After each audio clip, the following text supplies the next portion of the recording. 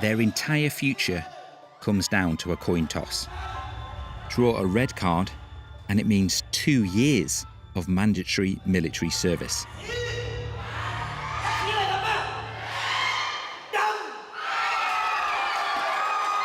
A black card means exemption.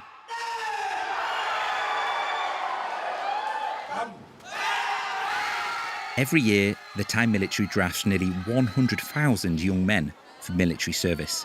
This ritual draws families, television cameras, and onlookers. The conscription process looks like a game show. The videos go viral in just a matter of hours. But for those who draw the wrong card, it feels like a punishment. And this year, there is an added fear: being sent to war.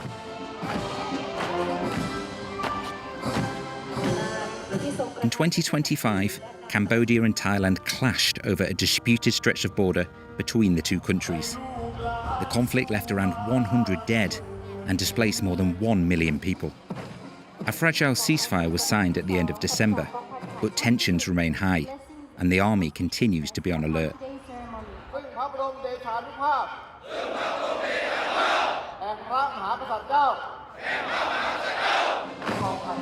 The Thai army says it needs its conscripts. They account for nearly a third of the kingdom's 350,000 strong military.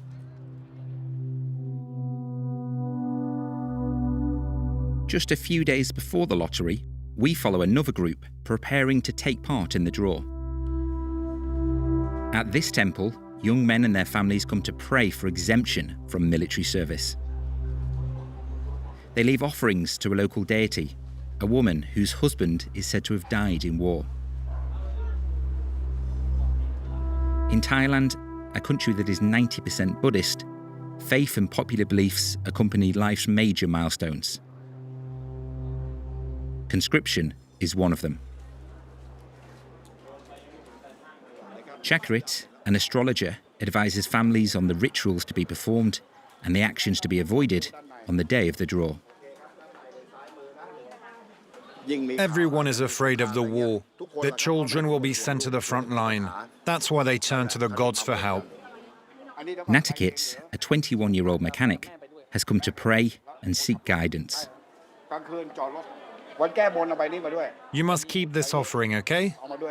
Carry it with you on the day of the lottery. Come on, good luck. Some have travelled a long way to pray. Natakit and his friends drove for 2 hours to get here.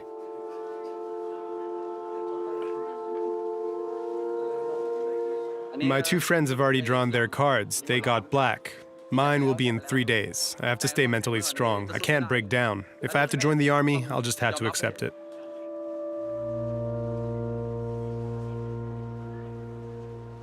It is the big day. Every April, all 21-year-old Thai men must report to the military. The call time is 7 a.m, marked by the raising of the flag and the national anthem.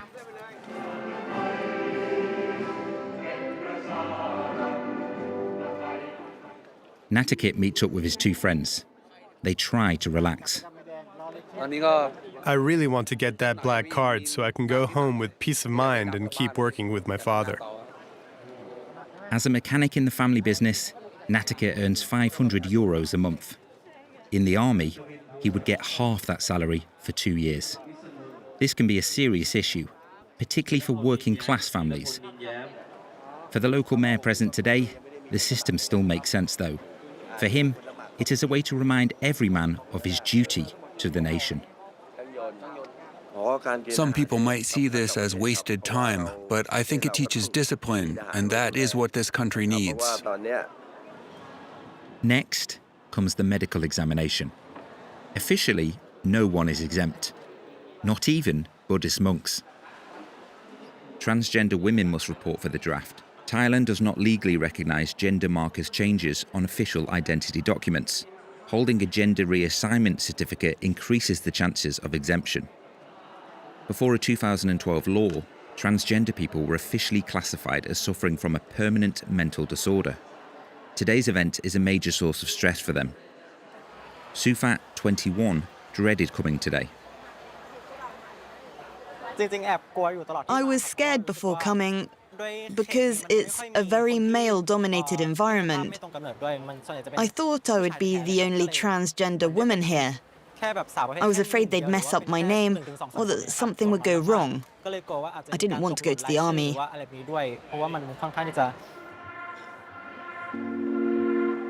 For Natakit, the hours tick by.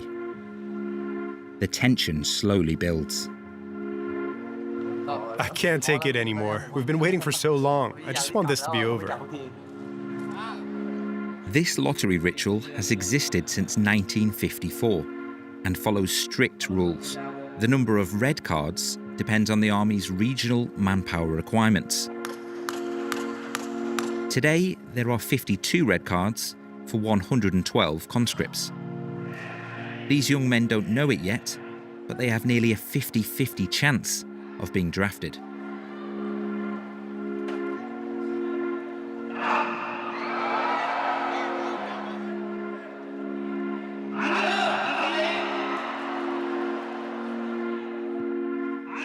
Natakit and his friends calculate the odds in real time. The more red cards come out, the less likely they are to draw one.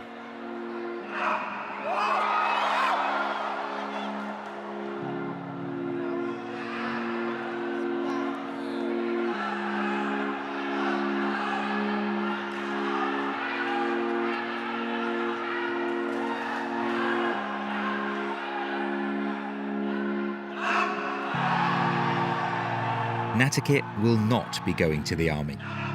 He will be free to use his next 2 years however he pleases.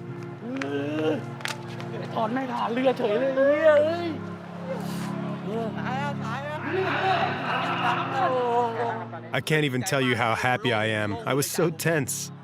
It's such a relief. But for his friend, on the other hand, it is absolute dismay.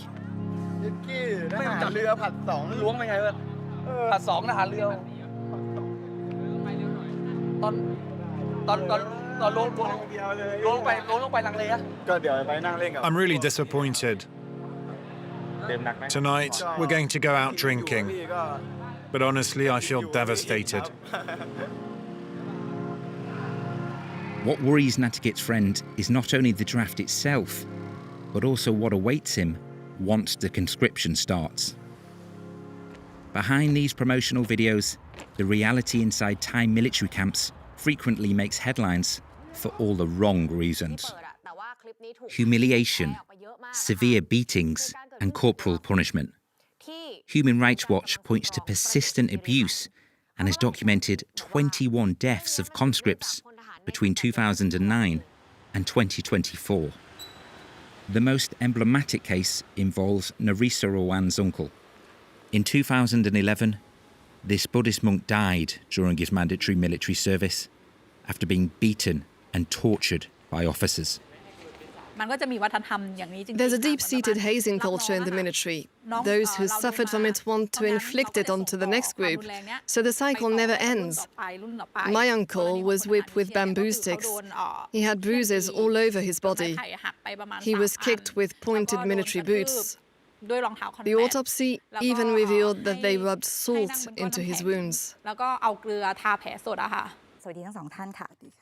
At just 18 years old, Narisa Rawan dared to take the military to court. She became the face of the struggle against army abuse, but also the target of threats. For 12 years, she denounced a system of submission and oppression imposed on conscripts. At one point, I told myself that if I had to give my life for this fight, then so be it. I wanted to fight to the bitter end, to change things.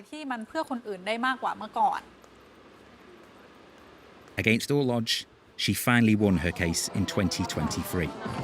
8 soldiers were imprisoned, a bombshell in a country where the military remains immensely powerful. Since 1932, the Thai military has successfully carried out 12 coups d'etat, and generals have often ruled the country. Today, only a handful of political parties dare call for reform of the military and the conscription system. Not that we are against the army, but we are pro the modern and professional army. It should be well paid, with welfare. The People's Party is one of the few political entities willing to address the corruption surrounding conscription. Every year, thousands of young men from wealthy families manage to avoid it. In Thailand, if you get money, maybe you can get away from the conscription by paying under-table money. That still exists because now people do not trust in the law, in the enforcement.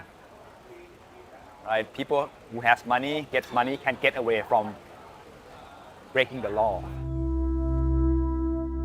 2 hours east of Bangkok, we meet Torn, the young man who drew the red card and will soon join the army. His father also took part in the military lottery years ago, but he drew a black card. He still struggles to process what his son is about to experience. When I watch the news, we see a lot of bad things about the army, so I'm very worried for him. The training is going to be tough. As a breeder of fighting cocks, Torn had to find a friend to take his place so he wouldn't lose his job at the farm.